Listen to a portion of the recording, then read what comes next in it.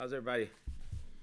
Good. Another opportunity to earn a victory. Obviously, victories are hard in this league. You got to work to earn them. I think you do that during the week.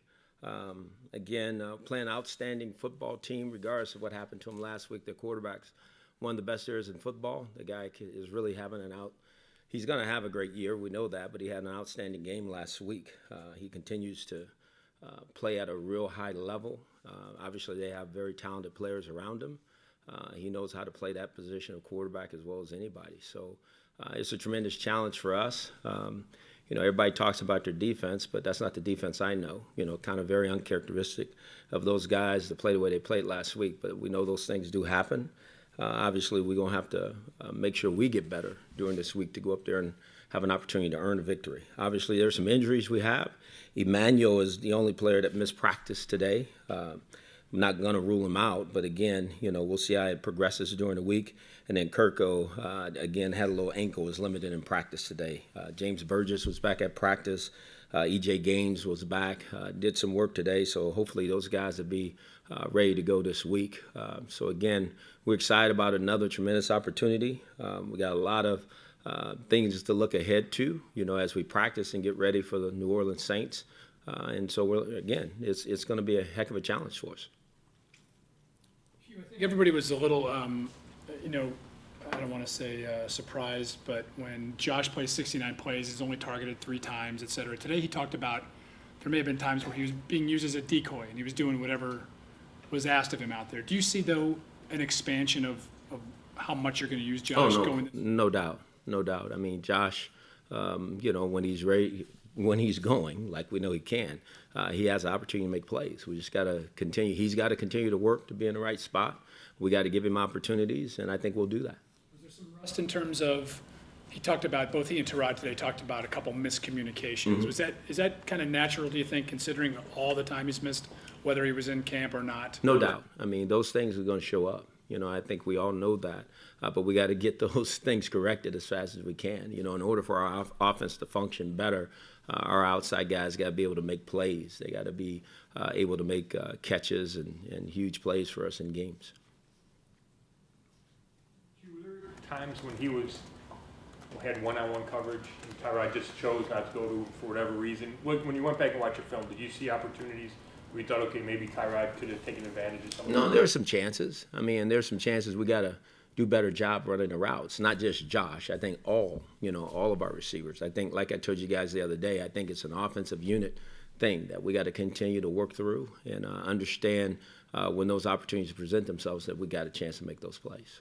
You had only the 4 overall snaps on offense the other day, in addition to playing special teams. But do you envision a situation where somehow there's going to be a bigger running back role found for him?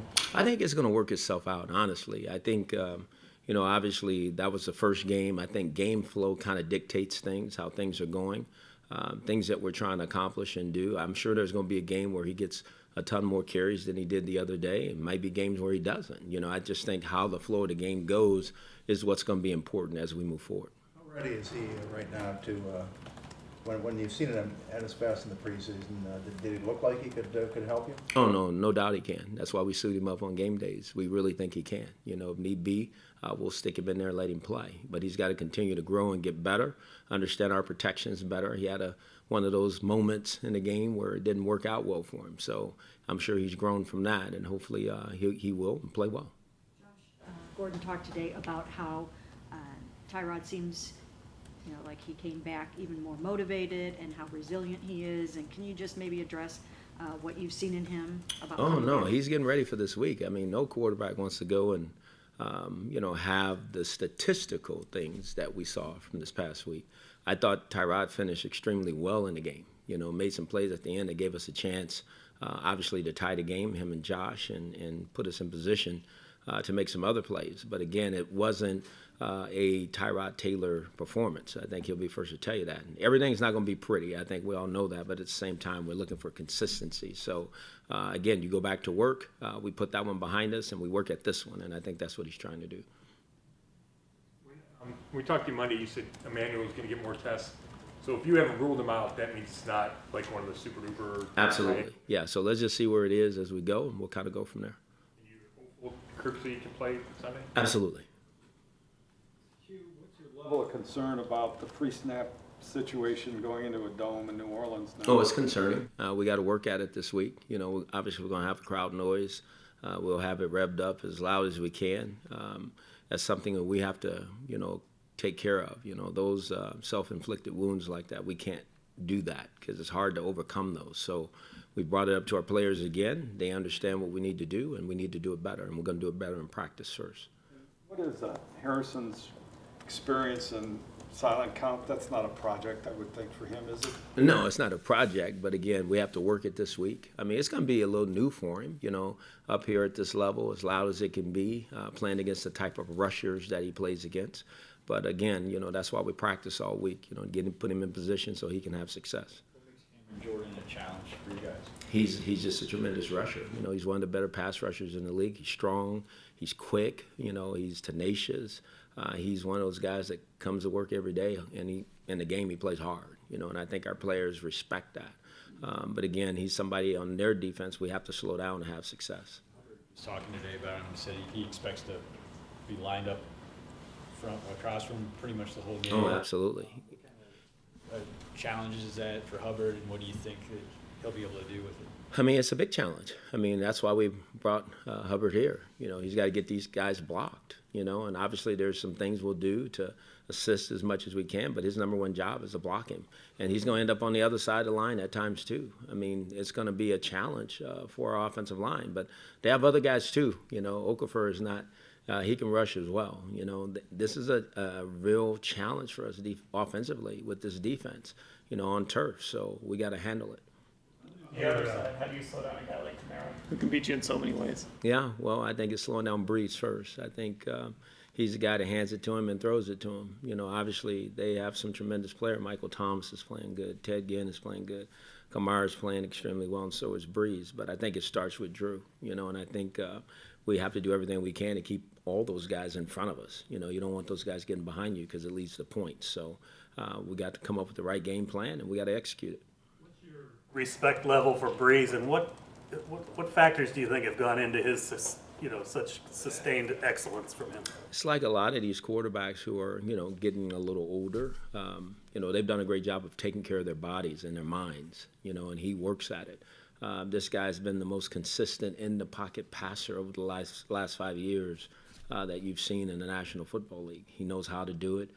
They have a system that really caters to him. I think they draft guys on offense for him that really fit their system, and that's what you see. And he's just been very consistent at doing what he does. So, you know, again, I don't know how much longer he can play, but I don't see him slowing down at all. I mean, the guy is playing at a very, very high level. A lot of people draw comparisons between Drew Brees and Baker Mayfield in part because of their size. Do you see any of Drew in Baker? You know, I hate to compare.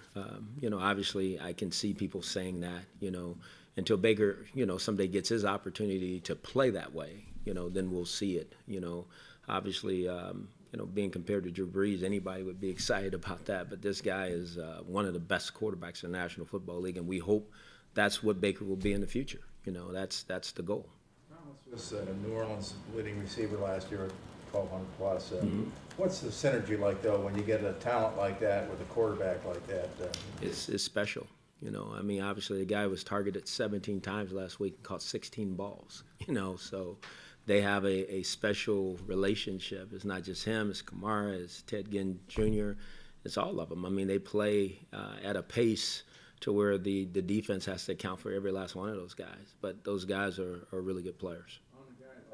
Like Thomas, you know, he's obviously panned out well for them. You know, what has he displayed as a pro?